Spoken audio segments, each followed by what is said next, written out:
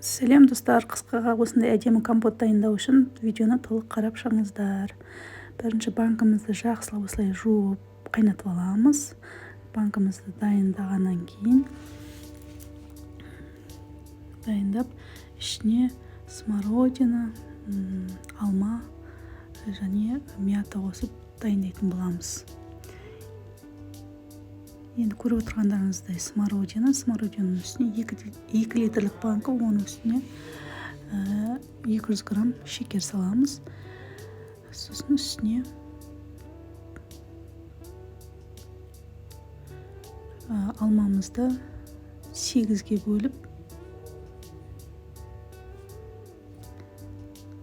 салып шығамыз. Әр банкаға бір алмадан. Енді алмаларыңыздың көлеміне қарай саласыздар. Және оның үстіне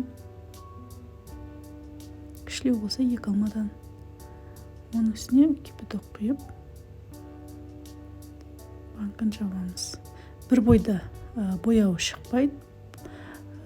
Бір суткадан кейін әдемі түсім береді. Қыстың қамын жазда ойлап қойыңыздар. Жасап көріңіздер, ас болсын.